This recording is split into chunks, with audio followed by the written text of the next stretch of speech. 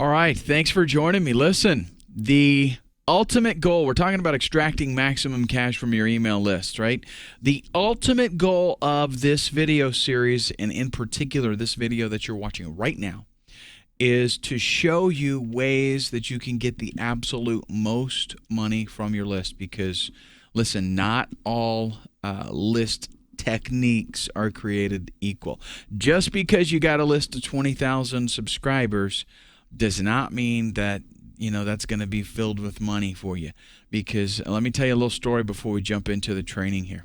I've done a lot of product launches, a whole lot.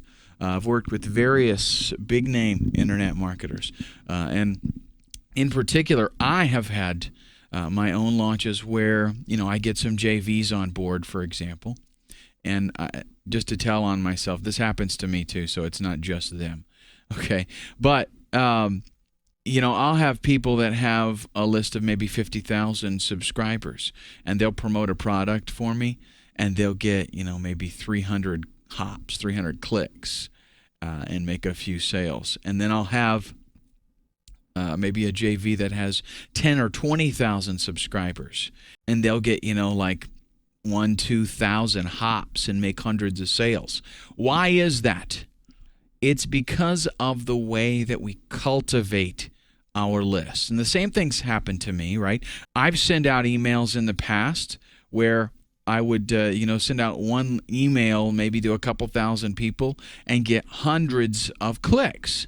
Whereas I might send out a list to a couple thousand people and get, 100 clicks. What's the reason for that? That's what we want to divulge to you in this training. Is there are things that I have learned over the years, things that other marketers have learned to increase the amount of response that we get from our list. And that's really what it's all about, is cultivating your list and getting a better response. Whether that is increasing your open rate, which is how many people, if you send out an email to 10,000 people and 5% of them open the email, that's pretty pathetic, right? When I send out an email, I hope to at least get 50-60% of the people actually open it. And of course, you can attain those numbers. I'm going to show you how with this series. The open rate is one thing to take into account. The action rate, how many people actually do what it is that you ask them to do in the email. Click a link and check something out.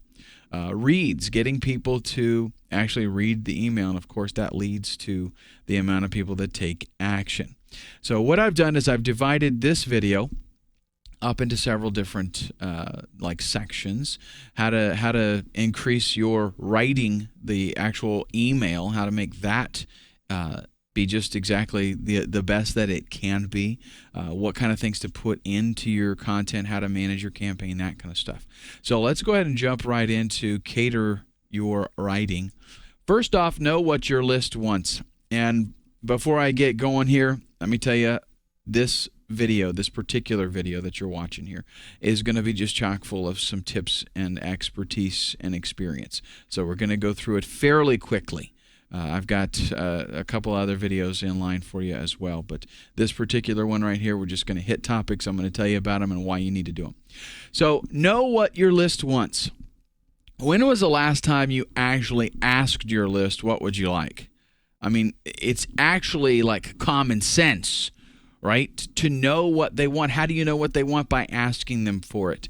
Set up a campaign. I totally suggest you do this immediately. Set up a campaign with the whole purpose being to find out exactly what your subscribers are looking for. Are they looking for tips to, get traffic? If they are, if you're in the internet marketing niche and your subscribers are looking for ways that they can get traffic, what do you need to do? You need to find products, or you need to develop products, or you need to develop some, put together some free webinars or something where you talk about getting free traffic. Because if you give them what they want, I mean, they're basically making you a list of things that they're willing to buy. If you send out an email right now and say, hey, I really want to know what you're interested in, what you need help with, please help me out, fill out this survey that I've got going. If they take the time to actually do that, They're basically saying to you, hey, if you show me a product that's on this, I'm going to buy it from you. I mean, it's that simple. Write like you speak. One tactic for this, it's kind of hard for people. They tend to flip-flop and change like into some kind of editor or publisher when they write an email. The most effective emails that you can write will be ones that sound like they're really coming from you sitting down one-on-one with an individual.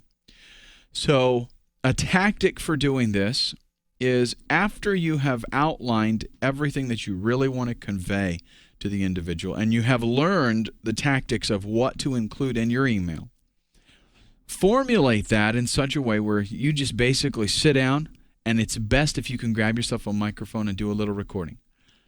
Write like you're talking to one person and then record your email. What would you say to them? And then you basically want to listen back to that and write that just like you talk. So write like you speak and write to one individual. Don't write to a group of people. Yeah, you're going to send this out to 10, 15, 20,000 people, but one person at a time is actually going to read your email, and this email needs to touch that one person. So what we're going to do is I'm going to show you some things to include in your email. Get those in mind, kind of write them down as an outline, and then talk, just like you would one-on-one with an individual. One of the first things you want to do in your email is tell them who you are. Do this in the very first paragraph. You might say, hey, this is Jeremy Burns, and I want to talk to you about whatever. Okay? So tell them who you are. Right? This alone will increase conversion rates because they more than likely get a lot of email from a lot of different people. And especially if they're in a pretty highly competitive niche, they probably get, emails from several marketers that are in that niche. So what you need to do is after you have cultivated your list like I'm going to share with you in this video, you're going to get a much greater response if you tell them right away who you are. If they see in the email, oh, this is so-and-so. I like his stuff, so I'm going to pay attention. That increases your read rate, which, of course, increases your action rate.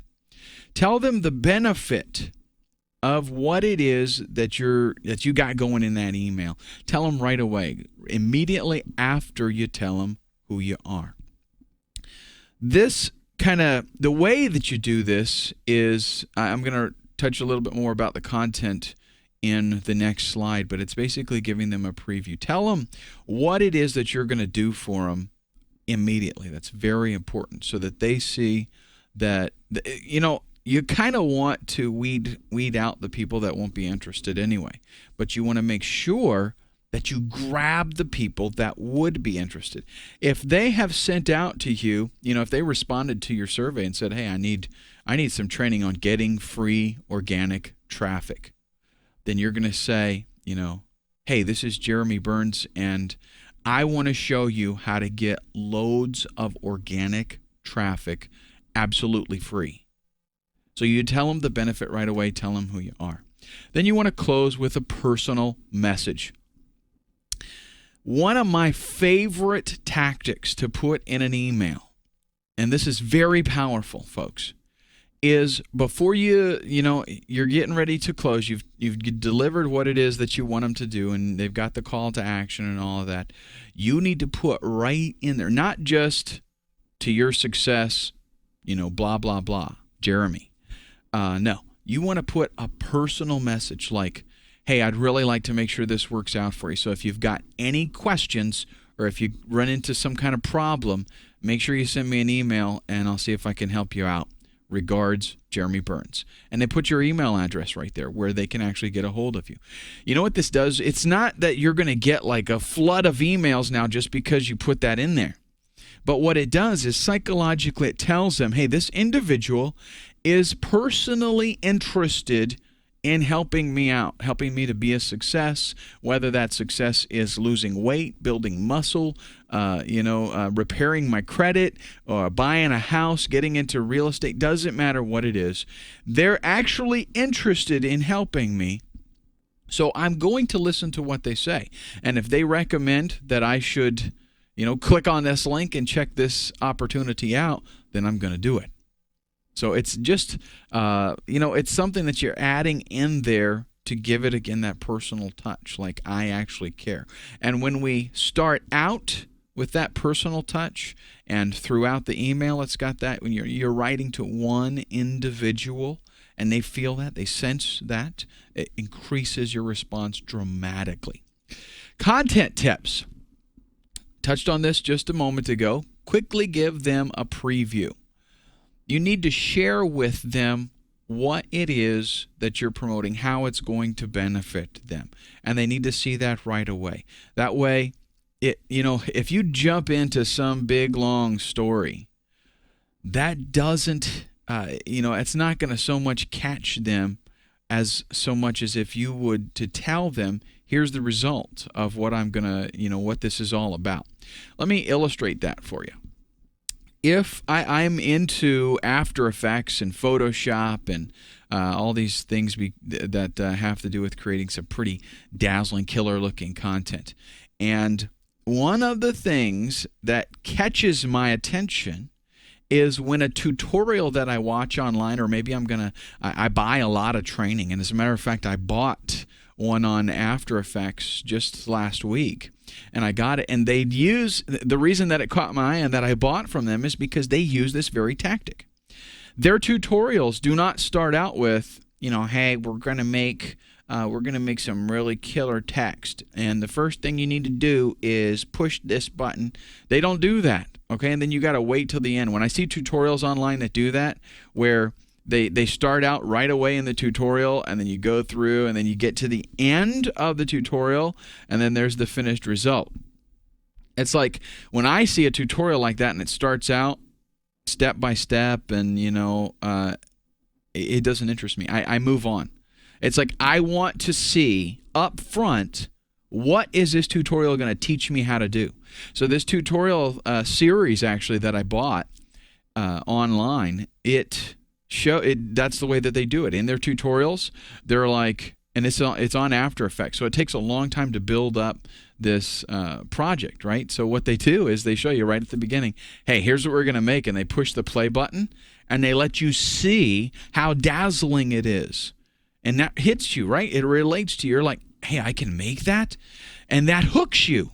You're like, okay, I want this, because it's going to they show you right up front, here's what we're going to show you make.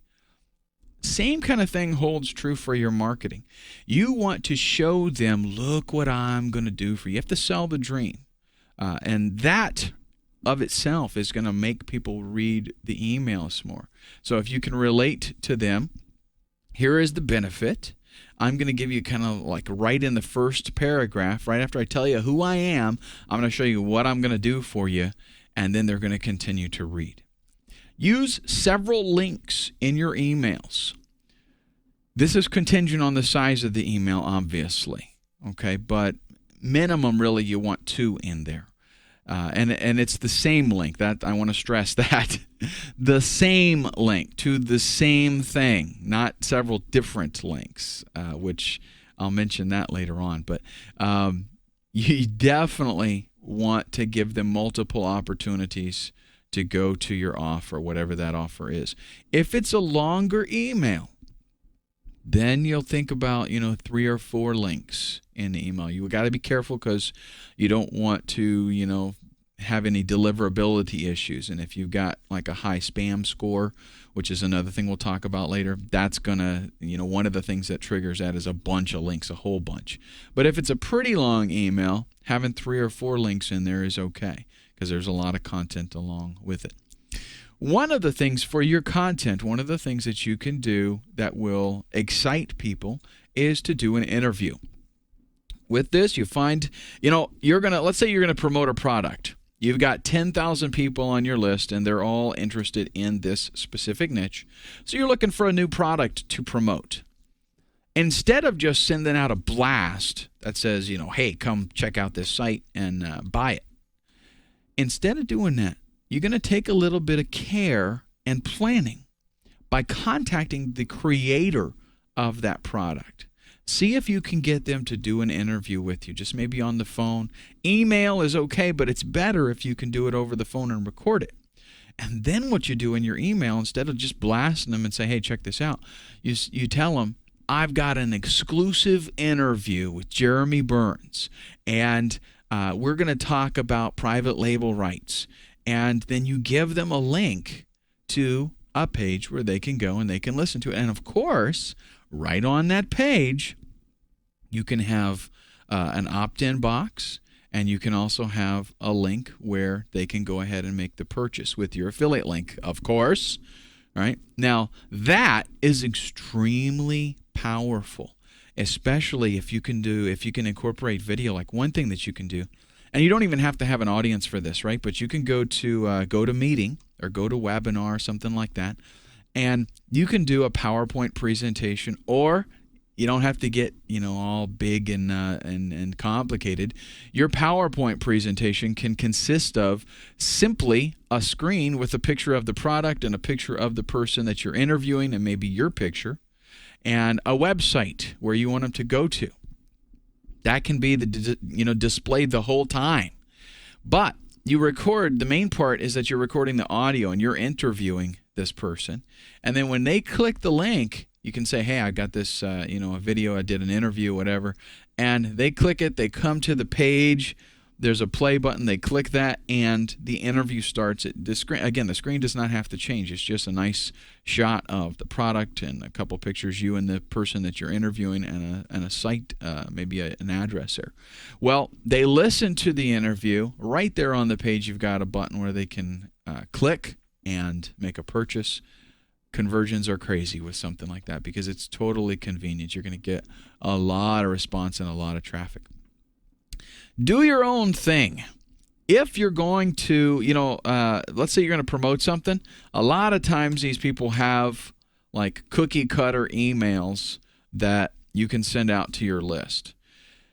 What I recommend, your list, they know how your writing style, right? They know if you wrote something.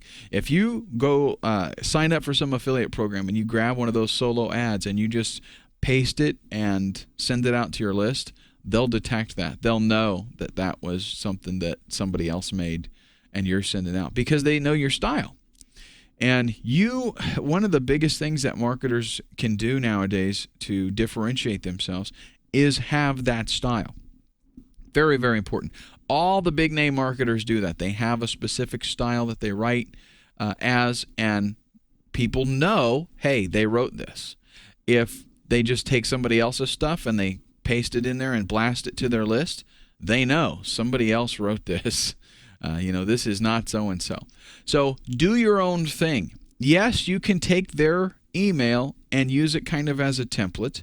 Use it more as something that's informative. Like read through it and see if there's anything that would tell you a little more about the system, the offer that you're promoting, and see if there's anything you can learn from it. But then sit down and do your own thing. That's, you're going to get a much better response if people see that it's actually from you. You only want one response. I cannot tell you how many times I get emails from people that I don't know what it is that they really want me to do. In the email, honestly, there'll be 3 or 4 options, and either it's just too confusing or I'm not, I don't got time to go through all of that kind of stuff. So what do I end up doing? I trash it. And that's what a lot of people do with it. The way that you make an email campaign effective is that when that one email goes out, you've written it to one individual and you have one response in mind. When you sit down to create an email, think, what is the one thing that I want this individual to do? And you get one person in your mind. You sit down. You focus on, picture, if you will, the perfect customer, your perfect subscriber. And think in your mind, have them before you in your mind. Close your eyes if you have to, if it helps. Have them before you and think, this is the person that I'm writing to. What is the one thing that I want them to do right now? I'm not going to send them a list. An email message that says, watch this YouTube video and click here to find out more information about XYZ that I've got. And I've also got a buddy that is he's got a new product out. It's pretty hot. You want to check that out. That's ridiculous. You're not going to send out an email like that. What kind of response are you going to get? Have one thing in mind that you want them to do, and that's the whole focus of that email. If that is to register for a webinar, that's all you're going to talk about. If it's to watch a free video that you made, that's all you're going to talk about. None of this hit and miss kind of shotgun. They call it shotgun preaching, and it doesn't work. You just try to hit everything. It doesn't work. Campaign management. Create micro lists. This is where I subdivide my lists. So I might have a general, let's say internet marketing. I've got a general internet marketing list. I will also have a traffic list. You might even do pay-per-click traffic. You could do free traffic, SEO kind of traffic. You could do banner ad traffic. You could divide that up so that what you do is to your main list, you might send out, hey, I've got something I want to talk to you about with pay-per-click traffic. You send them to a landing page first off, and that's going to be, I think I mentioned that later. You know what? Just in case I don't, let me talk about it right now. When you are, as a matter of fact, this is probably the best time to talk about it because this is when you're going to use it the most. But when you send out an email to start promoting something a little bit new, maybe something different, it's a good idea to send them to a landing page. And that landing page is nothing more than just telling them a little bit more about what you've got going on and give them an opportunity to opt in. So they're on your main list, but then they come to this landing page that is for pay-per-click traffic. They're going to fill out their name and email address. You're going to give them something else, offer them something. And that's going to put them on a secondary micro list. Like you already know that this person is now interested in pay-per-click traffic. So you've got your general list in internet marketing, and you've subdivided it now into a micro list, and you've got people that are interested in pay-per-click traffic, people that are interested in banner ads, people that are interested in private label rights products. You've got everything divided up and as laser focused as you possibly can. Use a swipe file or swipe folder, you might call it. This is simply where you see something that is good and you put it in there for reference. So maybe you get an email from somebody and you're like, the subject of that email really caught my eye. You put it in your swipe file or a folder. You can have a folder in your email client, whether you use Gmail or Outlook or something. You create a little folder there that you can call it swipe file, you can call it great emails, whatever you want to call it. But the purpose of it is that whenever you see something great, something that's effective and powerful, I saw this subject and I read it and the first paragraph really caught my attention, you put that in there for the purpose of studying it, figuring out what made it so special, what grabbed your attention, and then you incorporate those techniques into your own marketing campaign. Mail regularly. That does not mean mail every day. Definitely you don't want to, because you can overkill your list and then they'll get sick and tired of you. But you find out a regularity that they can tolerate and you need to stick to it. Maybe it's once a week. Maybe it's once every 2 weeks. I recommend definitely minimum once every 2 weeks. But they need to have regular communications from you. Otherwise, they're going to opt in today. They don't hear from you in a month. They're going to forget even that they even did it, and they're going to flag you as spam, and they won't get any more of your emails ever again, and that's a fact. They need to have consistent communication with you to be reminded that you're there and that you're trying to help them and that you have stuff to offer. So that they will be a little bit more attentive to your future mailings, actually. Subscribe to your competitor. Go so far as to even buy stuff from them and see what their follow-up response is. You're doing this to learn. This is actually, if you find a great marketer in your niche, and you can go to their whatever opt-in form they've got and subscribe, you basically just now signed up for a free email marketing campaign course, because now you're going to see how they've done it, and they're successful in the niche. Because that's one of the things. The reason that I tell you to do it to your competitor is because different niches, different things work in different niches. So what might work in the diet niche might not necessarily work in the credit repair niche. A lot of times people in the diet niche, they want instant results, and they might tolerate an email every single day trying to give them some new tip on losing weight. People in credit repair, they realize, that it's going to take a while to get through this, and it's going to be a process. So they might want to hear from you every week with something that they can do, and then they have time to actually implement that. So different things work in different niches. You want to find a successful competitor and opt into their list and see what they're doing so you can mimic it, because that's one of the easiest ways to be successful, is to find somebody who is already successful, figure out what they do, and you do it too. Monitor trends. If there's something going on, if there is, like the Olympics right now, the Winter Olympics are going on, you have an opportunity to increase sales and make more money, make like extra money, if you pay attention to trends or events that are occurring right now and figure out a way to monetize off of those. If there's something that's coming up, you can launch a campaign. Let's say that, as marketers, if you keep an eye out on what's going on, that will allow you to be more successful in your marketing. So let's say that the Super Bowl is coming up. Well, as a marketer, what you're going to try to do is then create some blogs that are catered around the keywords that people are going to be searching for during that time, and you're going to promote those. You're going to write articles that will point back to those blogs, and as the search engines grab hold of that, they're going to find that as relative content, and there's going to be a surge of searches for that, and that's going to definitely help out your site. You do the same kind of thing with your email marketing. If there's something going on, you touch on that. So if a perfect example, one that a lot of marketers use because it's so totally successful, when the 9/11 thing happened in the at the World Trade Center, the Twin Towers, there was a big deal about having survival equipment and stuff like that. Lots of new sites even came up, and lots of people made a bunch of money off of pushing that kind of stuff because they knew that's what people were interested in.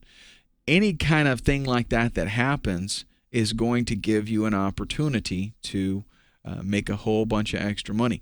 And I'm not saying take advantage of people, but you take advantage of what is happening in the world at that particular time.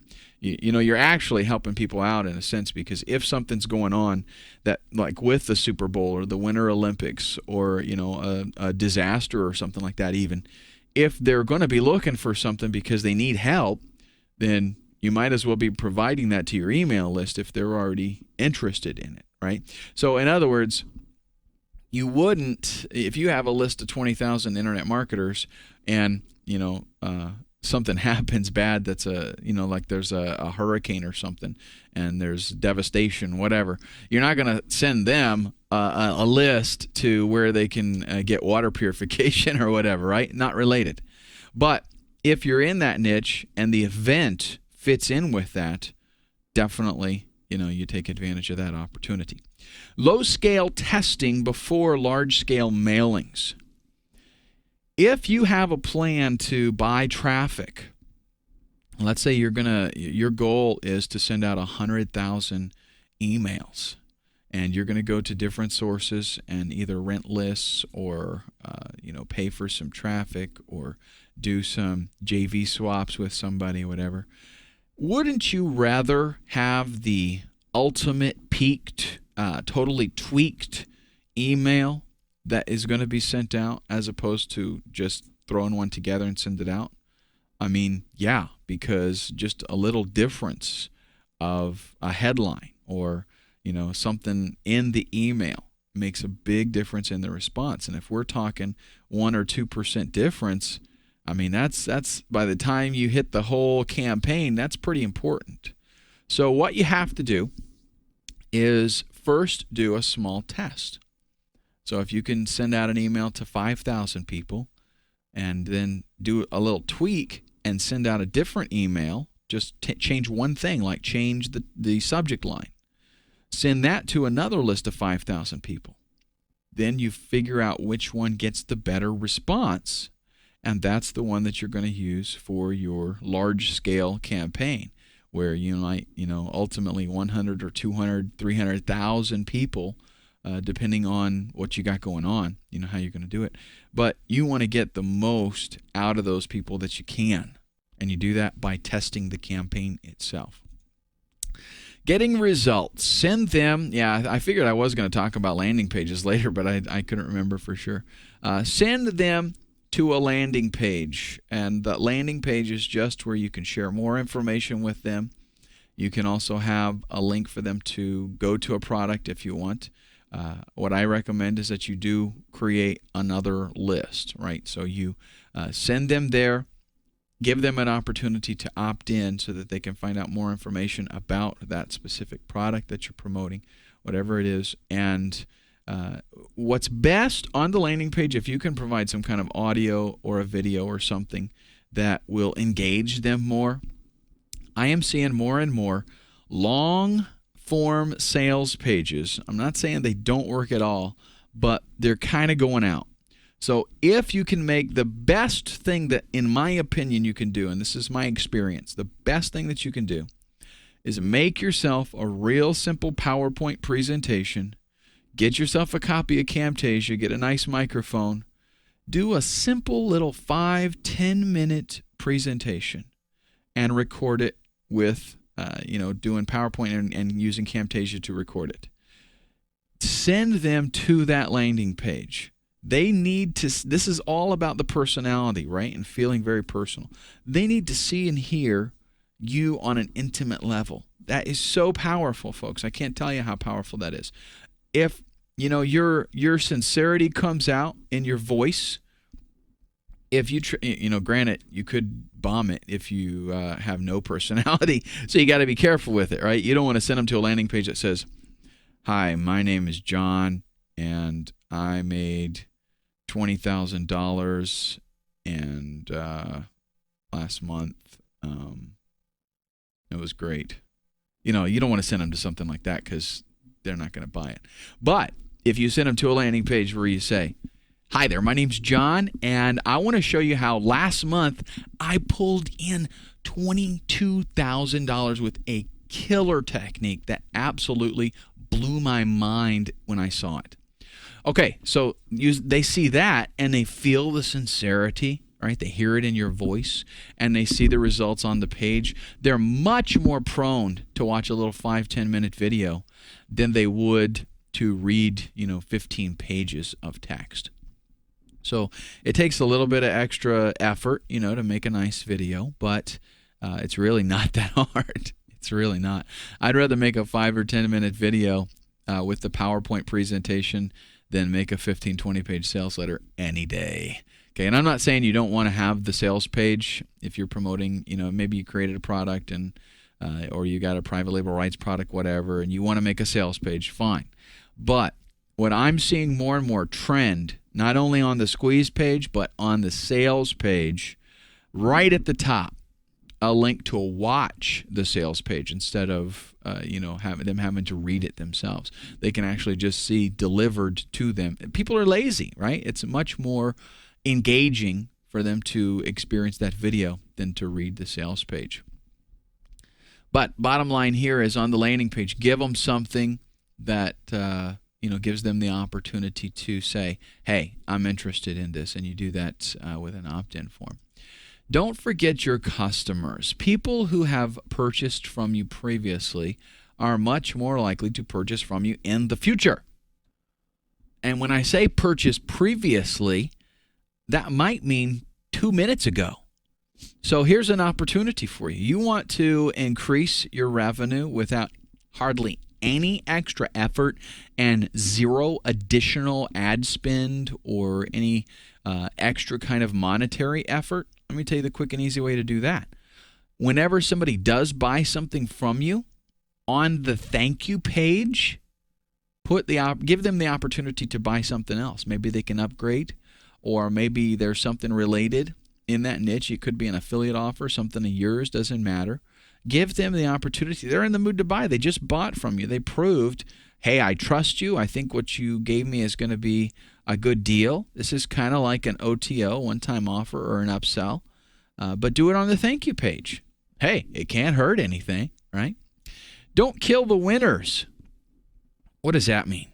That means if you sign up for let's say, some type of list rental thing, or a newsletter mailing or something where you can pay and send out an email. They'll send it out on your behalf, right? Or you've got a JV partner that sends out an email for you. If that's working for you, then don't stop it. Don't let them send out a list and then you move on to something else when that was successful. So in other words, if they do it and they mail out and they make you $5,000, $6,000, $7,000 off of that one mailing, try it again. Use the same source, same list, and see if you get any kind of response. It's not just like a one-off thing, like they send it out one time and that's all that you're going to get. You can't think, well, everybody who would have bought from me bought from that mailing. No, that's not the case. I mean, I can't even tell you. I can't even begin to tell you. I've got JV partners that send out to their list, make a few $1,000s, like that's their commission, just from sending out one email, and then they do it the next month. They send it out again. They make another few $1,000s in commission. Not to mention that I make a few $1,000s off of the sales. That's the way that it works. If it's working, just like with your own list, I know this, and I hope you know it too. If I have a list of 20,000 people and I send out something, I send out an opportunity or an affiliate link or something, I don't expect that everybody on the list that would purchase that actually does the first time around. I mean, it just doesn't work that way. You send it out, you get a response. If the response is pretty good, then you're going to send out the same thing again later on, because your chances are you're going to get another response. People are not always, ready and in the mood to buy. They're not always looking at that exact opportunity. You might catch them on a bad day. You might catch them when they're in a hurry. You might catch them when they don't have any money at that particular time. Lots of factors come into play. So if you send it out and it does work, definitely send it out again. Same list. What is your address? And here's what we're talking about. A big trend that I'm seeing online is not just the old name and email address thing anymore. It is physical address. Like, where would you receive mail? And this is like a twofold thing. Not only is it going to be beneficial to be able to market to the people by sending them something in the mail, and I'll talk about that in a second, but also they're demonstrating a much higher level of trust by giving you that type of information. Here's the best way to do that. Come up with something that has to be mailed, like physically mailed. That could be a free CD or DVD. It could be a free report, something that you've put together that's actually printed out and you're not offering it as a download. Tell them, I want to give you this free DVD on how I made $1 million in 1 year doing whatever, some kind of tactic. And say, I need your address to ship it. Okay? That's simple enough, makes sense, right? Got to have my address in order to ship me the DVD. Well, now what you can do is you've got their address, you're going to ship it out. It's money well invested because it's going to cost you maybe a couple of bucks to do that, to send that out. And spending that kind of money for a list of people that are willing to give you their physical address is like gold. I mean, definitely worth it. But here's what you get. Now, you send them the free offer. Now, instead of emailing them all the time about opportunities that you've got, how about sending them a postcard And guess what? Direct mail has always been really big. I mean, it used to be like huge when there was no internet, right? And then as the internet matured, people started using that as a way to generate money and talk to people, definitely. But now, the reason that we're seeing this a lot is because how hard is it to guarantee deliverability of emails? Boy, it can be tough. People, they get so many emails. A lot of times they don't read stuff. And spam filters can just trash your email before they ever even get an opportunity to read it. All kinds of deliverability issues that, in fact, I've done a training specifically on deliverability because it can be tough. Well, I'm finding a lot of marketers more and more incorporating offline marketing strategies, the old school stuff that appeals to these people, and the deliverability is almost guaranteed. It's very rare that they don't actually get it.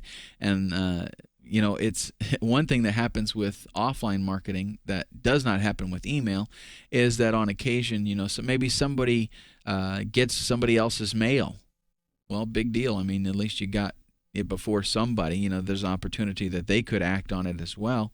How many times do you see to such and such or current resident? Right? Because it might be something that they're interested in as well, right? But with email, that doesn't happen. If it's the wrong address, then nobody gets it. It just bounces around in cyberspace until it just disintegrates. Well, with offline strategies, think about this for a minute. If you get a postcard from me, and it's a nice looking postcard, and it's on this thing that you specifically requested information about, how more likely are you to actually read that and take action on it? Much more, because it's not something that happens every day, right? Here's the kinds of mail that we get. We get general things like catalogs and stuff like that really, it appeals to anybody, so who cares? We get offers for unsolicited things, like people wanting, you go buy a house.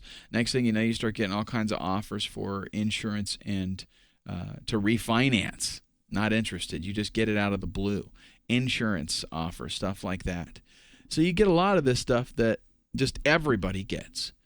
What's going to happen if you open your mailbox and there's a postcard in there, and you specifically have subscribed to this diet list because you're overweight and you need to get some help and you're trying to lose weight, and you get this postcard that says, hey, here's how I lost 25 pounds in 60 days, and I can show you how to do it.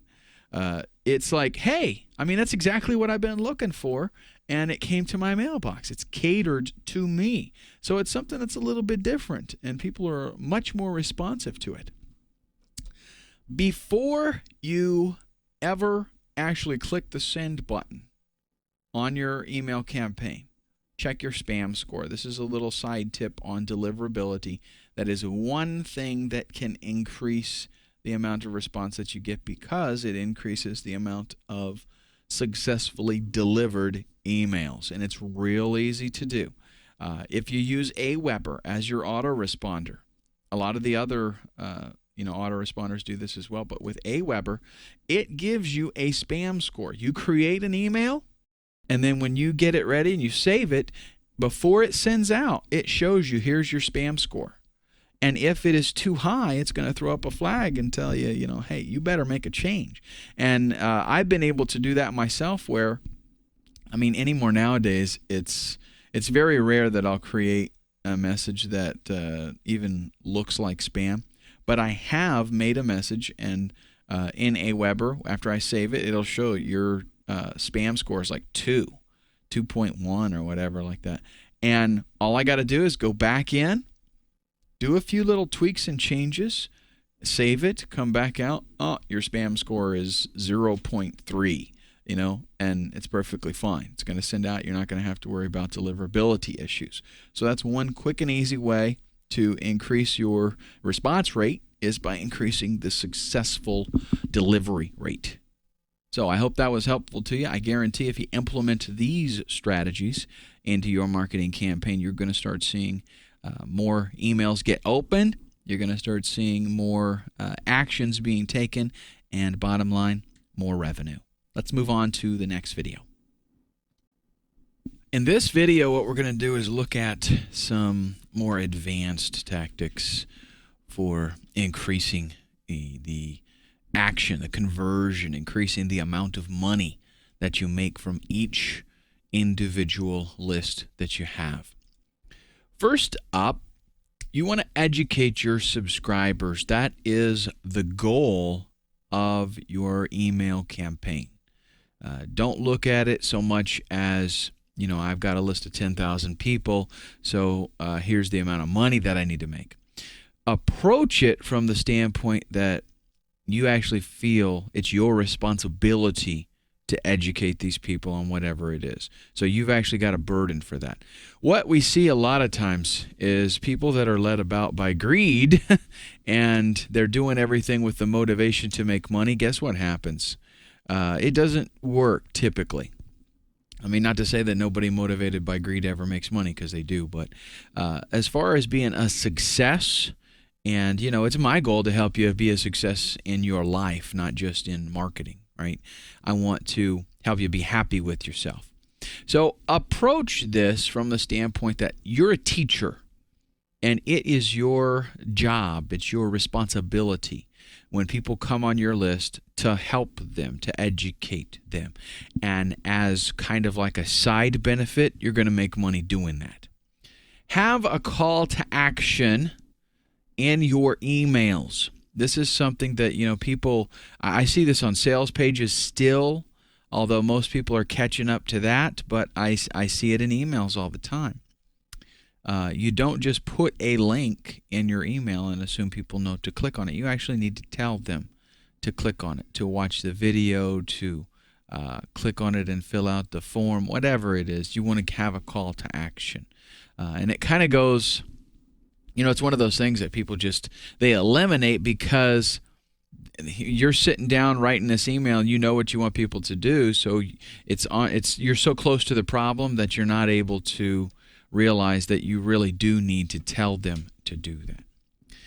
Attention-grabbing subject lines are very critical in your marketing campaign, because it doesn't matter how good your offer is. It doesn't matter how good what your, maybe you've got a free webinar for them to sign up and watch, and it's going to be very valuable. Even the copy in your email could be really, really, really good. But the fact is, if your subject line isn't good and doesn't grab their attention, they're never going to read about the webinar. They're never going to sign up, and they're never going to get that good content that you're giving them. So an attention-grabbing subject line is critical. You have to be careful with the things that you put in the subject line, because there's kind of like there's a very fine line in attention grabbing and spammy, which if it's spammy, then they'll never see it.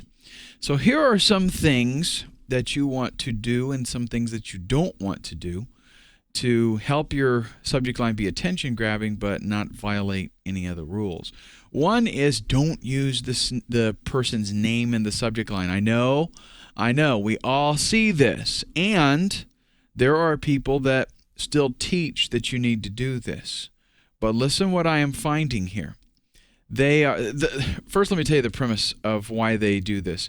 Because spammers generally go out and they just harvest email addresses. So they typically don't have people's first name, whereas as a legitimate marketer, I ask for their first name and their email address, and they give it to me. Okay, same thing for you. So as a distinction, some marketers, actually a lot, started using their first name. Our autoresponder allows us to pop in a first name from what the people filled out. Allows us to pop that in kind of like a little placeholder thing. So my email might say, "Hi, John, check this out," whatever. Well, the thing is that the spammers really couldn't do that. So a lot of marketers started utilizing that tactic. The thing is, how often, if you're writing an email to a friend, How often do you put their first name in the subject line? Probably never. More than likely never. So the thing is that while that did work for a little while because people were like, hey, they saw, my name is there, and that was kind of new. Well, it's gotten old, and people pick up on it way too quickly. So it's just, I generally don't like using somebody's name even in the emails unless it is with the normal flow of the conversation. Because what you want to focus on is that your email seems very personal, and it seems very much one-on-one. So it's okay to use the name in the email with the placeholder there, right? I do that myself. But you don't want to use it just for the sake of using it. You want to use it when it seems appropriate. Target the audience, meaning figure out exactly what it is that they're looking for. What have they opted into your list for? And deliver exactly that to them. So if you've got a list of internet marketers, and let's just say that you're in the internet marketing list. If you are going to promote maybe a product for free traffic generation, or a product on pay-per-click or social networking, something like that, you want to cater that specific, get in mind who it is that you're trying to reach and specifically give that to them. If your audience is, let's say that it's some kind of weight loss thing, okay, or fitness, something like that. You want to address them. When I say targeting the audience, you want to actually address them, pull them out of the crowd, so to speak, even though it's going to fit your whole list. In other words, if you're wanting to target internet marketing newbies, then you actually state that. You need to target them for internet marketing newbies, for advanced internet marketers. Here's a tactic for advanced internet marketers. Because you'll have all types on your list, right? Let's say that you're dealing with a fitness, health and fitness kind of niche, and there's a product that has come out that would be beneficial to stay-at-home moms. You want to actually mention that. So you want to, because what's going to happen is actually, I'm going to be showing you how to segregate your lists and make smaller lists of individual, circumstances. Like the list, you might have a general health and fitness list. But then what you'll have underneath that is you might have you might have another list that is specifically for men. Okay, you might have another list that is for young mothers, another list for teens, whatever. But you're going to break it down so that you can send out general messages to the whole, everybody that would be interested in whatever the product is, but you also have the ability to send out specifically to stay-at-home moms that are interested in fitness. Okay? Use power words like new, exclusive, fast, unlimited, things that carry a weight with them, things that attract people and that have some emotion involved in them. You're going to use those in your subject line. Notice also that I did not capitalize any of those words. Don't capitalize the first letter of each word. Why? Well, because it looks too much like a corporate style email. It looks too much like an email that they get from some online business or something. And we're again wanting to affect the form of a very personal letter. Every one of your autoresponder messages should seem like, one rule of thumb that I go by is I write my emails with the expectation that people are going to read them and feel like I just sat down and wrote that to them and they'll actually reply. So if I have a series, an autoresponder series, and I don't get replies back, then I go back and rework it because I'm missing something if that's the case. I'm happy when I start to get replies from people that say, hey, thanks for telling me about this or whatever. So that's one of the things that makes it less personal if you capitalize all of the first letter of each word. It just looks a little too corporate. Don't use crazy characters and excessive punctuation. I will show you an example of this in a minute, but people try to write, like, make things look funny with using punctuation and symbols and try to grab attention, and they really don't. People detect that as spam. They don't even read it, and the spam, the engines that weed out email and detect spam, a lot of times they pick that up and the person never even sees it anyway. Avoid using the word you in a subject line. Here again, because we don't usually write the word you in a subject line, the spam detection software is kind of picking up on that. And so this is a way that we can, help to avoid our message getting pulled out, right? And that's what we want to do. Every opportunity, every little thing that we can do to increase deliverability is going to help with conversions. If I have a list of 10,000 people and 5,000 of them never get the messages that I send out because they get, pulled by spam engines, then that's going to affect, of course, my conversions. I can say I sent out 10,000 emails and I had 100 sales, but really, I actually got 5,000 of them actually sent out. So we want to try to increase deliverability as much as possible. Now here's some bad subject line examples. This is what I'm talking about with funny characters and excessive punctuation. It's just annoying. People just look at it and they don't pay much attention to it. Avoid excessive claims also. John, you can make $40,000 this weekend. Here again, use the name and capitalize all the first letter of each one of these, and I made an excessive claim. That seems pretty unbelievable. And in fact, when John sees this, he's going to think, okay, this is some kind of, Publishers Clearinghouse type of thing. Because just the way that it looks, the formatted and the claim that it makes. Here's some better subject lines, and some of these are very simple, but you'll find that a lot of times that is the case. More effective subject lines happen to be more simple. Only 3 spots left. Piques curiosity. It seems a little more personal because it's mentioning part of what's going on, and definitely when they see this, they're gonna say, 3 spots left for what, and they're gonna go ahead and read it. I used this and it worked. That's another real simple one. These subject lines, really, folks, what you want to do is, number 1, seem personal. Number 2, tell them that there is, if you can relate to them very quickly, the message that the content of this email is important and is going to help you, then that's what's going to get their attention and cause them to actually read it. A friend of mine lost 15 pounds with this. That's, again, if you're in the weight loss diet, something like that, somebody's going to read this subject line, and it's going to take them, 2 seconds to read it, and they're going to go, okay, I want to read this email. Here's some more subject line tips. One of my favorites, keep it simple, stupid. When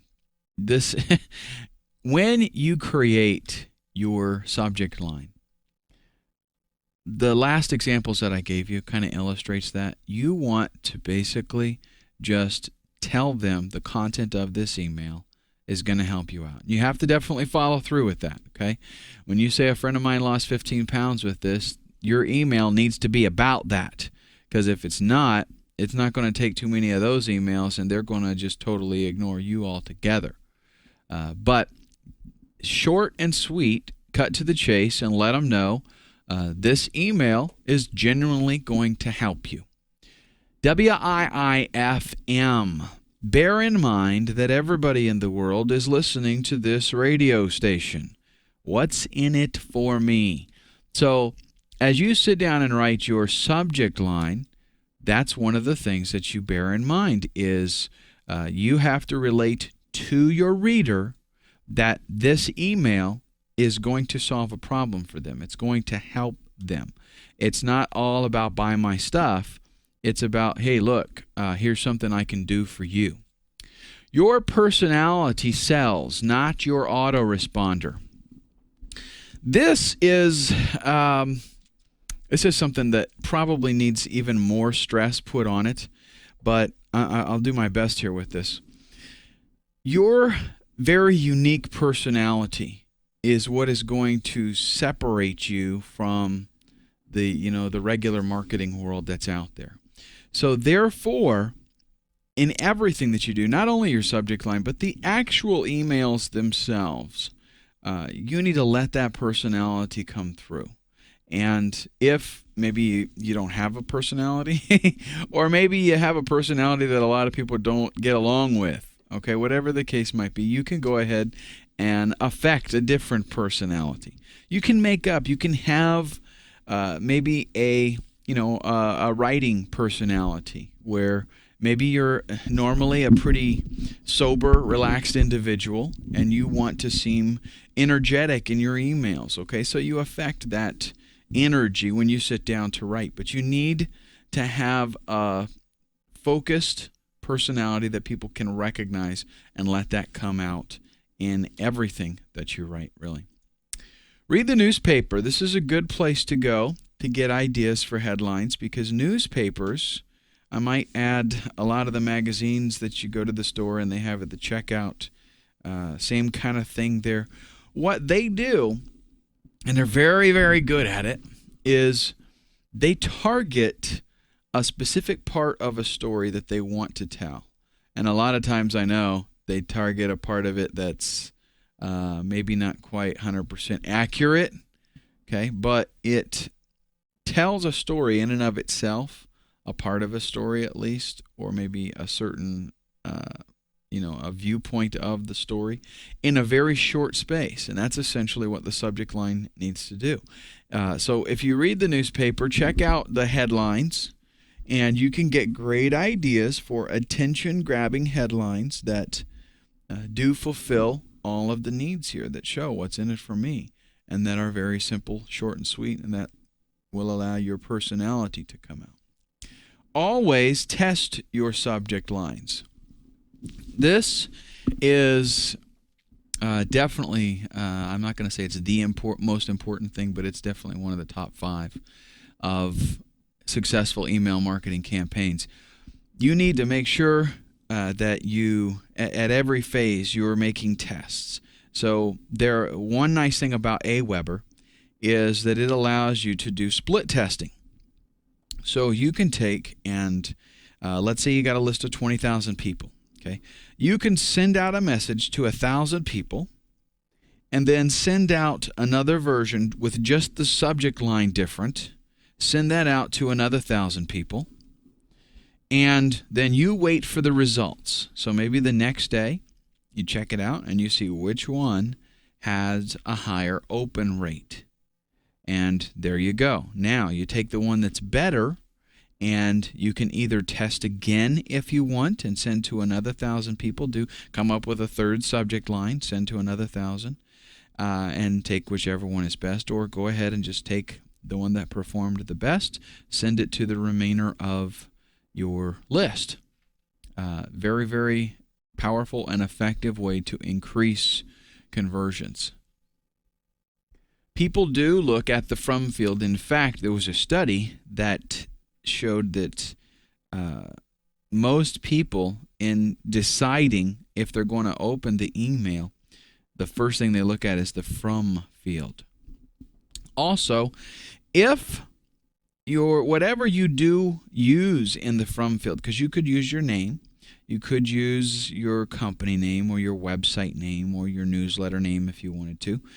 Whatever you put there, bear in mind that that's showing up already, so you don't need to repeat it in the subject line, right? So if your list is, if you have a newsletter called Losing Weight Fast, then you don't put in the subject line Losing Weight Fast newsletter because they're just going to see it twice. Take advantage of those characters and come up with something a little bit more persuasive.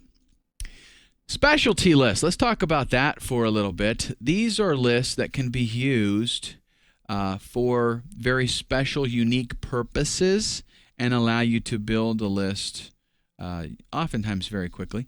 An announcement list. This would be like, let's say that you're in the Forex niche, okay? So you have you set up and create an announcement list for, advice or something. You could do if you had some kind of stocks kind of list, also some kind of internet marketing list where new traffic strategies that come out, you'll announce that. If you could create a list for new products if you want people to know when you release a new product, that kind of thing. And this is a very specialty list that you're not going to, just send them emails all the time. They're only going to get it when whatever you said you would, tell them about occurs. So you release a new product, or there's some kind of trend in the Forex market, and you shoot out an email and it goes to them. An additional information list. That's pretty self-explanatory. If people just want to find out some more information about a specific product or a technique or something, then they can sign up. They can get more information. A lot of times, these lists, you're not going to, hammer them like you would a regular list. The purpose of them is just to deliver something in a way that, whatever you specified initially. A registration list. This is a good idea for getting people to participate and be a little more interactive. Let's say that you have, sold an ebook, and the ebook gets distributed with a temporary password. You actually can configure ebooks so that they're, time sensitive. They can use and read it for a week or whatever, and then they need a different password. So what you can do is have that temporary password in there, and then take them to a thank you page and let them know that in order to get the unlimited password, they need to register the product with you. So that's a real good way. That kind of thing, though, for registration, potential JV list. One thing that you will find as you start becoming more and more successful in internet marketing is people do start contacting you for,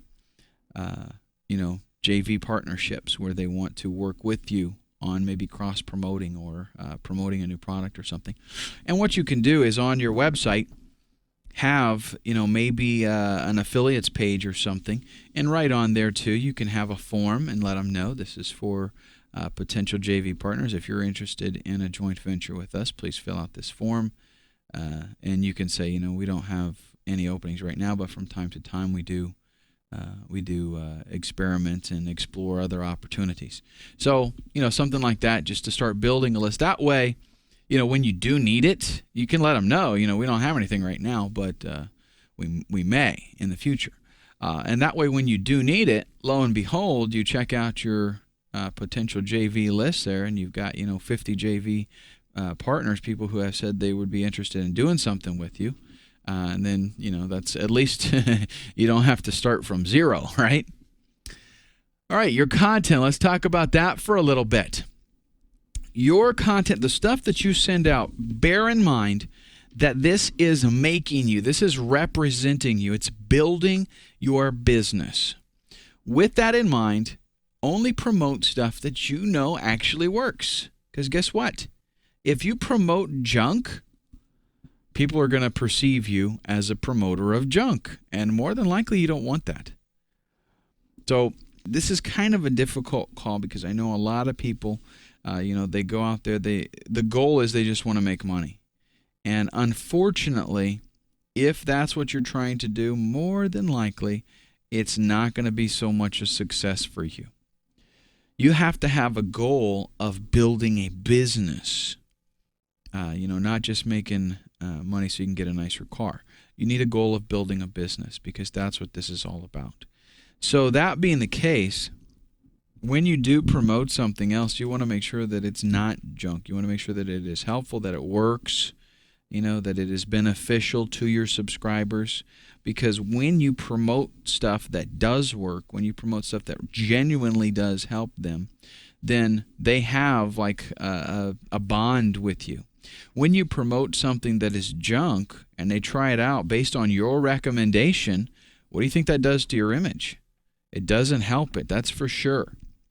And that's why a lot of people out there are, real careful about what they promote. They don't just promote anything because they know that it's damaging to their reputation if it's junk. Here is something that you can consider doing. I'm not going to make it a requirement, but I am going to make it a heavy suggestion. Write a full year's worth of emails for like if you have let's say that you have a Excel list, how to use Microsoft Excel, something like that. You have an Excel product that you're selling.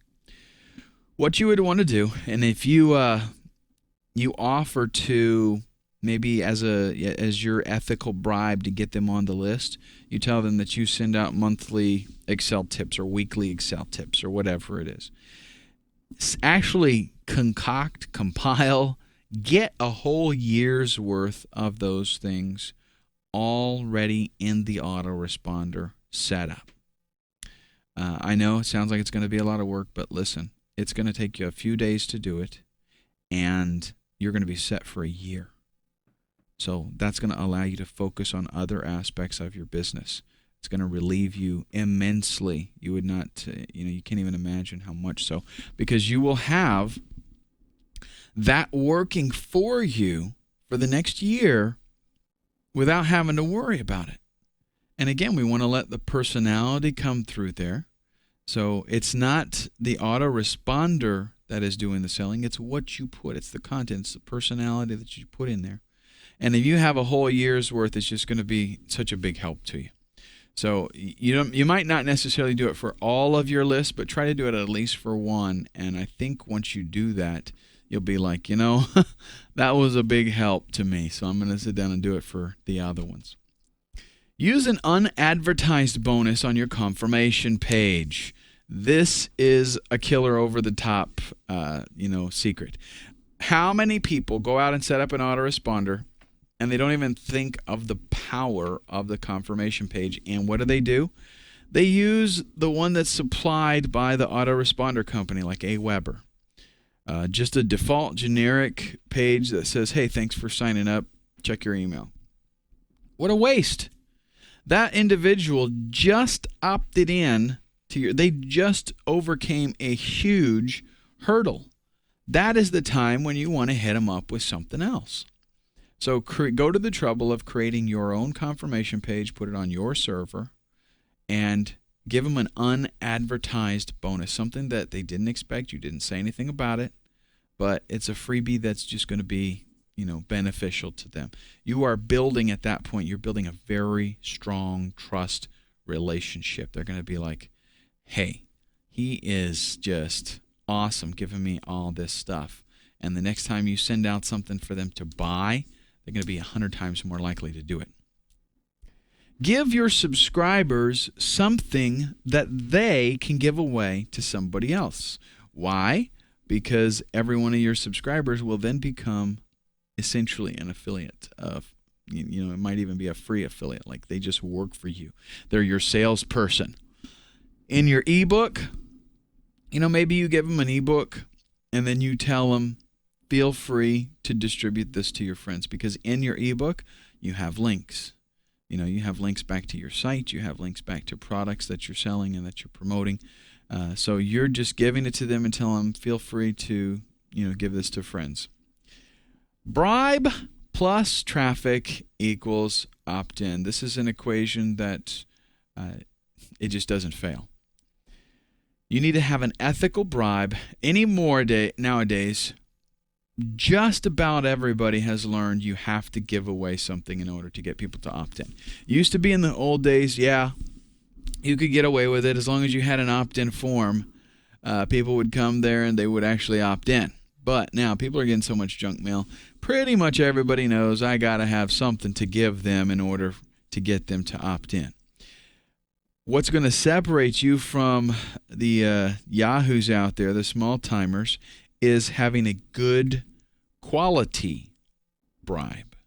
Something that, they can't just, like, for example, how many times do you opt in to something and what you get is like a 3-page ebook that looks like a kindergartner wrote it, or somebody from overseas and you can't hardly read everything, or it's a 3-page ebook that has 8 pictures in it and 20-point text. So the text is humongous, and it says the same thing like 3 times.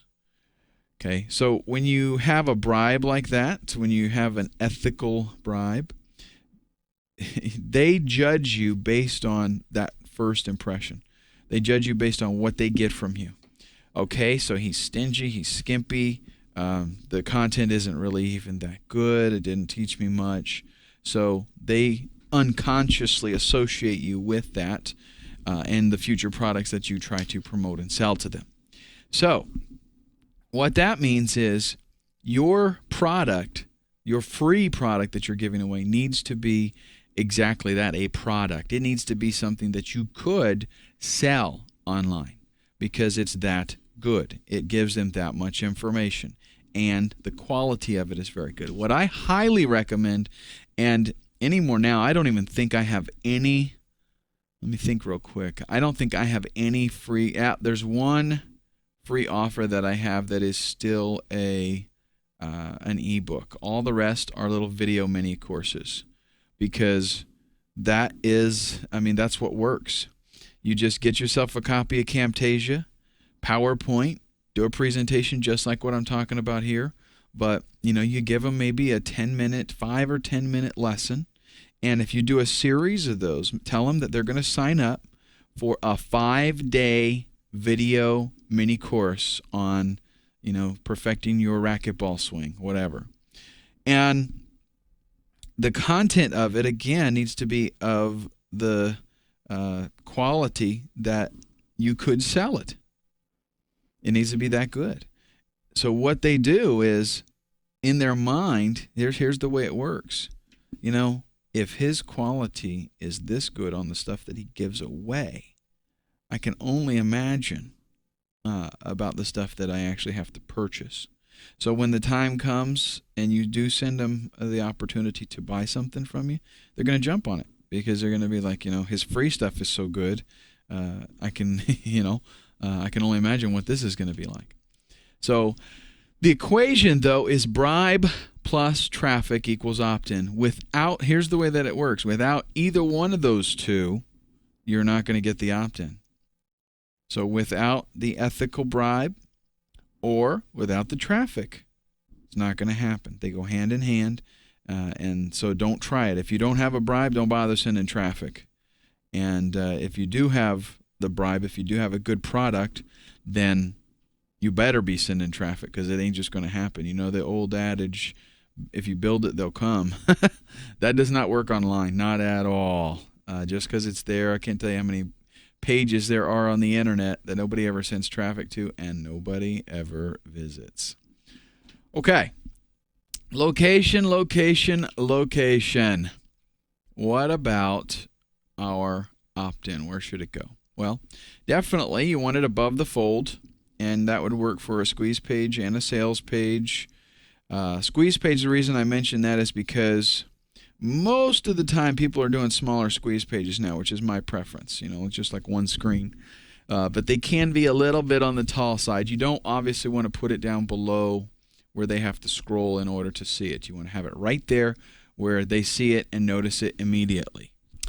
Also, have an opt-in in line with the content. So if you're talking about a sales page, for example, or you're talking about another, a product page or something like that, have another opt-in form in line, so while they're reading, they again have the opportunity to opt in. It's very important that they see this wherever they might get an inclination to go ahead and opt in.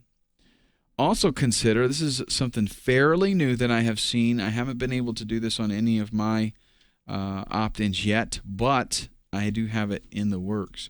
Put the opt-in form in the video. I use a whole lot of video in my marketing, and this is one of the things that I'm getting ready to implement here within the next couple of weeks, actually, is creating a video with an opt-in form. Now, that requires a little bit of Flash programming, and if you can't do it yourself, if you're not inclined to technical stuff, then you'll have to have somebody on, like rentacoder.com or elance.com do that part for you.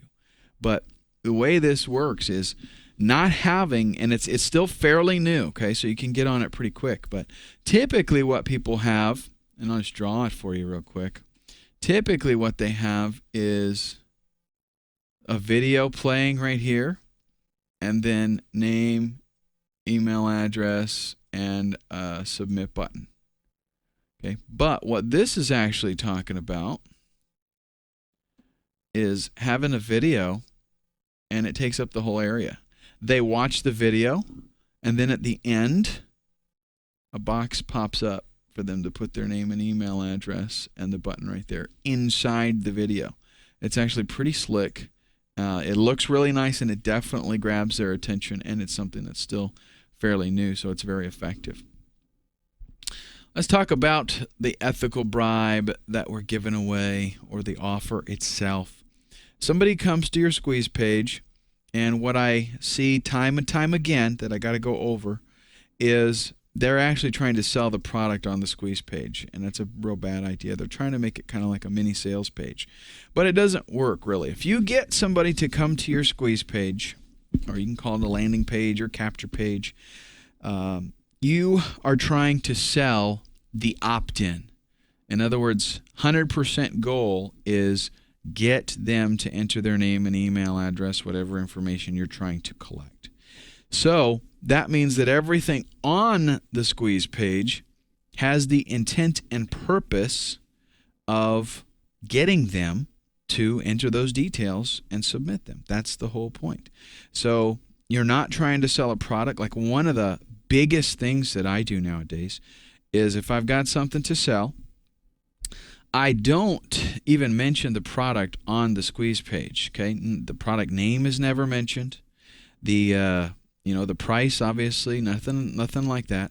What I've done is I've created a little mini course, a video course that they can watch, that's going to give them some really valuable information that's related in that niche. So I know that if they would be interested in this certain product, then they would be interested in receiving the information that I have. So I've created the mini course, and what I'm selling is the opportunity for them to learn, to better themselves. People tend to buy. They don't buy things, they buy what the thing will do for them. Same goes for the opt-in page here. They don't opt in to get something. They opt in to get what that thing can do for them. That's the facts. So don't think just because you have an ebook or a video mini course or something that alone makes people opt in. It doesn't. You have to be able to demonstrate what that thing is going to do for them. So you're selling the opt-in by expressing to them what they're going to gain by the free giveaway that you're giving them. Not the product. We're not talking about the product. It's not even mentioned. You're just talking about what it is that you're about to give them and what benefit they'll receive from that. I like to use a video e-course. I've already said that several times, but I just want to stress it again. This is what I find to be most effective, and the reason is this. It's not something that they download, okay? A lot of times with an ebook, you will give them a link where they can download it. If you do it smart, at least you will send them to a web page where you have an opportunity to show them some other stuff, right? And they can, in other words, in your email, if you are using an ebook, do not put the link to download the ebook right there in the email. You put a link to a website where they'll go, and the product, the ebook that you're giving away, the download link is on that website. And they can go there and they can click and they can download it, but you've got other stuff there. Okay, so you got them to come visit you again. And that's better. The more and more we can get people to be exposed to us, the more likely that they are that they're going to buy from us eventually. But what this is you set up the same thing. You set up a page. You can have day one, and it's set up on a certain page, and there's a video for them to watch. So they come and watch the video. But on the same page where they watch the video, you've got a link where they could download or where they could visit the sales page for the product that you're promoting. Maybe it's an affiliate link, or Maybe it's a product of your own that you're selling. But right there when they watch the video, they have the opportunity to go and click and find out some more information. And you do that with every single one of them. Let's say you have a 5-day e-course. So the first email that they get about it, they got the link, they go to the website, they watch the video. There's a link there where they can find out some more information if they want to. And the second day, they get an email that says, hey, here's day 2, whatever. And they go to that page. And then they can watch day 2's video, and of course, there's the link again every day. It's they're getting exposed to the same kind of thing. But the videos, they're more engaging. People are much more likely to watch a 5 or 10 minute video than they are to read a couple of chapters in an ebook. Just because it's people tend to be lazy, and they like receiving information like that a lot. So especially if you can present it in a good quality and valuable information, they really like that. Let them know that they are going to expect future emails. So in your first email, generally when people opt in, you want to make sure that you're telling them you're going to get on my newsletter or whatever, and you're going to receive valuable information, blah, blah, blah. But definitely in the first email, you want to let them know too to expect future emails. A nice thing that you can do, a way that you can do that, is by helping them to know how to add you as a safe sender. Here's what a safe sender is. With everybody's spam systems and ISPs monitoring and trying to strip out spam and eliminate it and all this kind of stuff, they've developed what's called a safe sender. And if somebody has like an antivirus program or anti-spyware or something like that, and it's built into their their email client, or even if they're online using like Gmail and Yahoo and Hotmail and stuff like that, there is generally a way that you can specify that a certain email address is safe, and that no matter what they send, you want to see that email. So even if, in other words, if there are certain criteria that the email client or the anti-spam software is looking for, and I send an email to you and it has that criteria, maybe I did everything wrong, and I would normally throw up a flag. Well, because my email address is in your safe sender list, it's not even going to pay attention to any of that. It's just going to go ahead and deliver the email. So if you can show them how to do that for a variety of email clients and programs and stuff, have little tutorials or a little step-by-step guide, and let them know that they definitely want to add that in there because you're going to be sending them valuable information and they don't want to miss it, that kind of thing. Provide ongoing, valuable content. So with our bribe, our ethical bribe, we are going to give them some stuff that, is, of course, of value. But at the end of that 5-day mini course, we're not going to just stop there. Okay, we're going to continue to give the people on our list valuable information. They might not be ready when they get to the end of that 5-day e-course. They might not be ready to buy for a lot of different reasons. Some people just, they move slowly. They don't act very quickly. So what we're going to do is to continue after that to provide valuable content that generally will help them out. Now, it doesn't necessarily need to be stuff that you would package and sell. It doesn't have to be like that. The e-course should be. Like the e-course should be good enough that you could sell it on its own. Okay, but this is just going to be helpful information to help them along the way, give them more, of a better view of you, because you're constantly just building your relationship. That's all that this email stuff is all about, is you building your relationship with them so that they trust you more and trust your advice. Here, I want to talk about the actual content of the emails. 300 words maximum length. And you might creep over that just a little bit if you have. I'm not saying if you finish an email that's 305 words, you have to cut the last 5 words off. Don't take it to that extent, but you want to stick to right around 300 words. Don't make it too long. And I'm not saying you have to do 300 words by no means. Some of the most successful emails are very short. Maybe you did a video. As a matter of fact, I've got a good marketing buddy that what he typically does when he wants to promote something is he shoots a nice video and talks, to the people about the product and why he's promoting it. And in his actual email, it may be 15, 20 words that goes out. And then it gives them a link to where they can watch the video and they can find out some more information. He gets a really good response from that kind of thing. So it doesn't have to be long, but definitely you don't want it more than 300 words. 80% of your emails should be 100% content. That means out of 10 emails, 8 of them are completely helpful, valuable content that you are basically giving away. No charge, no obligation. You're not even trying to sell something. They're just completely informative and helpful. If, some marketers make the mistake of the only time people hear from them is when they're selling something. And it doesn't work. Response rates go way down. You need to build up a type of anticipation where these people actually are like, I can hardly wait to get another email from, John Marketer, because he's always helping me out. And it's good stuff.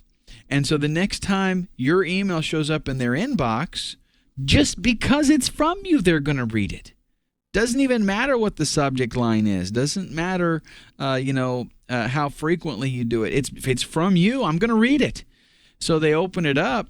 And, if you reverse that and 80% of the times you emailed, you tried to sell them something, and then 20% you gave them free content, what's going to happen? Like pretty soon, they're not even going to read your free content because they have this feeling that if you're sending them an email, it must be about you trying to sell something. So they tend to ignore it. You don't have an opportunity to build that relationship with them. But if 80% of the stuff that you send out is free, helpful, informative content that they value, then they're going to read it. And then you will, of course, get them with the 20% that you send out that's, hey, I need you to buy some stuff from me so I can stay in business. That kind of thing. 100% personality. Make sure that you shine forth in all your splendid glory. Be yourself, folks. That's what it's all about, because that's what sells. People act on emotion. Don't forget this. So in your emails, what you want to do is try to provoke emotion if you can, because I did a training on left and right brain kind of things. It was actually on decision making, but one of the things that I discovered in doing research for that project was that your right brain, which makes emotional kind of actions, it reacts emotionally. Your left brain is logical, right? Well, your right brain actually starts to work on a problem 0.4 of a second before your left brain. So it gets kind of a jump. So that's why a lot of times when we see something come up, we make a quick decision and then we stop and think about it for a minute. Because the right brain said go, and then the left brain caught up and said, hey, hold back now. Hold on a second. But if we can, we want to try to get people to affect their emotions, and then they'll be using that right brain to make those decisions, which a lot of times is kind of trigger happy. So that works out very nice for us. Here's your goals, and this is going to be the last slide, and I'm going to close with some words of advice here on what you're looking for, what you're trying to get. Opt-ins on your squeeze page should be at least 30%. So if you're below 30%, then you need to do something about your offer. What we're talking about here is out of 100 people visiting your squeeze page, okay, or any page that has your opt-in form on it, out of 100 people, you need a minimum of 30 that actually opt in. So there again, if your numbers are below that, and really 50 and 60% is not unheard of. But if your numbers are below 30%, you need to tweak your offer and make it, it needs to be better. So you need to change something on the squeeze page to increase that, get it up. open rates on your emails should be at least 60%.